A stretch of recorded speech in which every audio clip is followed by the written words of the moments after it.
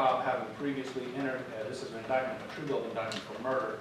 Mr. Cobb having previously entered a guilty plea the week before last in front of the Honorable John C. Hayes to the charge of voluntary manslaughter. He is here before you today for the purposes of sentencing. The plea has been accepted, and we only need to address the sentencing issues today.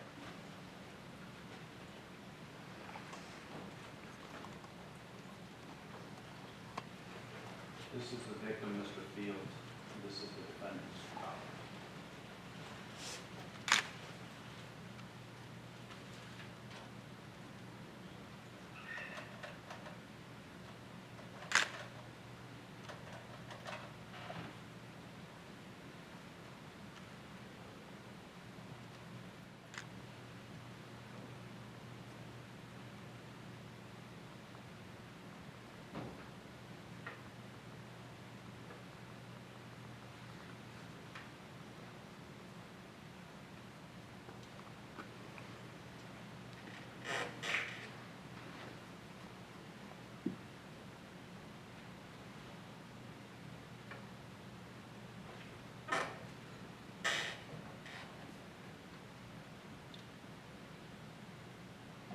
The statements of law enforcement, Mr. Cobb said that Mr. Fields had been picking on him, harassing him in the bar all night, calling him names and so forth.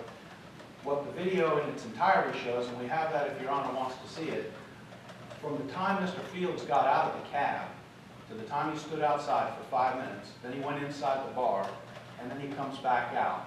The amount of time that elapses is 11 minutes. At no time in that 11 minutes is Mr. Fields even in the bar with Mr. Cobb. Mr. Cobb stays outside the entire time. There could have been no words exchanged in the bar, no harassing, no picking on him, none of the things that Mr. Cobb complained of in his statement to the police. They stayed outside the whole time Mr. Fields was in the bar. It's up to now, and as soon as he sees him leaving the protection of the bouncer and the manager and walking out from the lighted area into the darkness, Mr. Cobb pounds his beer and gives chase. And took one punch. Now watch Mr. Cobb throw his arms up. Immediately after he had knocked him down, he threw his hands up a couple of times in victory. According to the bouncer and the manager witnesses who were out there, including Mr. Farrell's girlfriend, Melissa, what he was saying at the time he was doing that was one mother punch, one punch, that's all it took.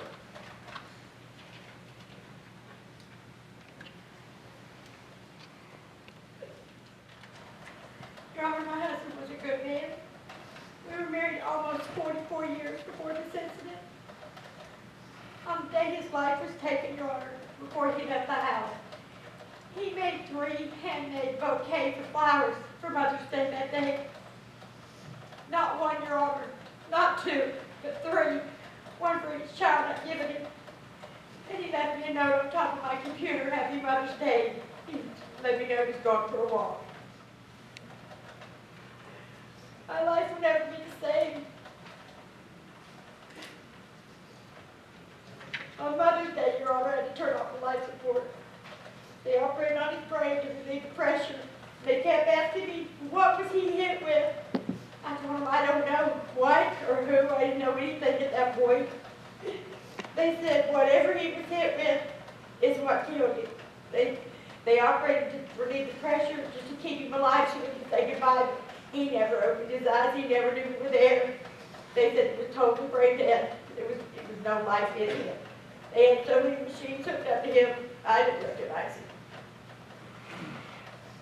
They said he would be nothing but a vegetable. That was all. Nothing but machines keeping him there. So on Mother's Day, I had to make that decision because he was not there. And he was gone in 2 minutes after we turned the machines off. The doctor said it could take up to 3 hours. I said, trust me, he's not here.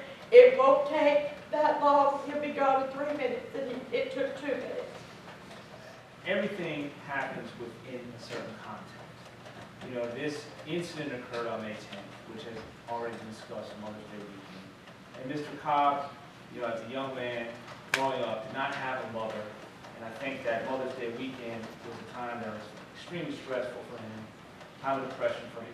There have been numerous occasions where Mr. Cobb, from the very first time we met with him, right through this week, where Mr. Cobb has cried over the death of Mr. Fields. And that remorse is real too. That when he thinks about what he actually did, that a life was lost because of something he did, he does have true remorse. He has shed a lot of tears for Mr. Fields. And we did not videotape that or audio tape to present in court, but I'm telling you as an officer of the court, it's true. That he has, when he thinks about it in that context, not in the context of, being, coming to court, being in front of Your Honor and facing a 30-year sentence, that instigates emotions of fear in him. And he reacts in one sense. But when we just talk to him, we just, talk about what happened and talk about what he did. He has real remorse and he cries about it because he's a human being. And human beings, as you know, are complicated. In his 25 years of representing people in criminal court, I can tell the court without hesitation that this is the first time that I've represented someone in a homicide case where one punch has been drawn. I know that occurs, but it is an unusual case in that regard. I know the court is taking that into consideration. It is an accident, not in the legal sense, but in the unintended consequences that occurred.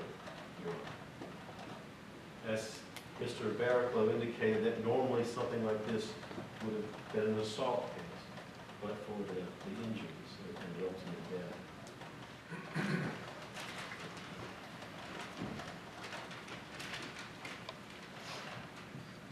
I'd just like to address everyone and let them know how truly sorry I am for this incident. And how this isn't something I intended to do at all, and it was an accident, but I can take full responsibility for my actions. I'm in no way proud of my actions. I want to say to the family of Mr. Fields that I am extremely sorry. I am extremely sorry for this. I never meant to hurt Mr. Fields that night.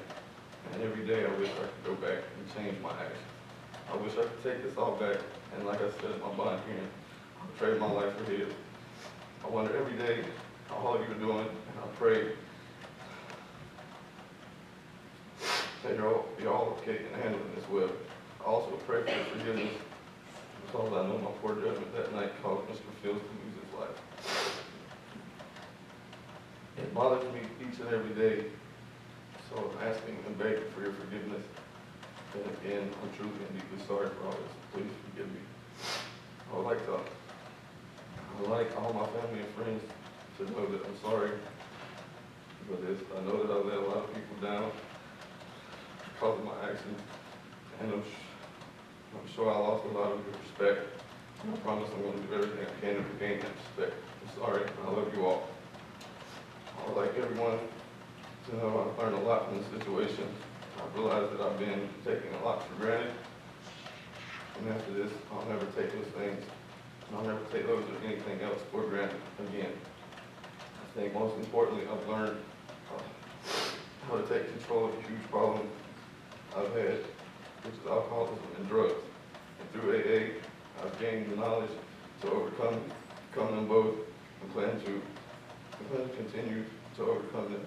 I recently found out I lost my best friend to a drug overdose, and if not for this situation, that could have easily been me. So I feel like I've been put in this situation for a reason, to open my eyes to everything I was taking for granted, and everything, and to open my eyes to life sober. So, life sober, life, and I plan to live my life sober, and through AA, I'll learn how to enjoy life sober finally. I want to say thank you to my sponsor and all the guys who have helped me in AA. Thank you very much. Once again, I just want to say I'm sorry for my actions, my poor judgment that night that this incident took place. I'm sorry. Please forgive me. I mean, it's clear from everything that's been presented to me this morning that this is an extremely unusual situation. I've never seen it.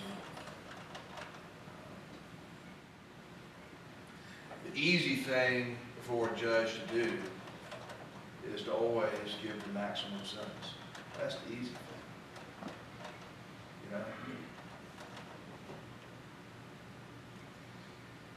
Being a judge ain't easy.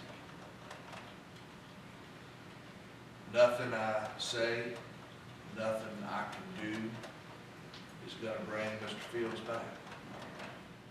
I have to balance vengeance, an eye for an eye,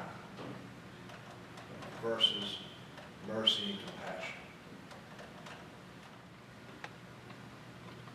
All right, indictment 14 GS 462591.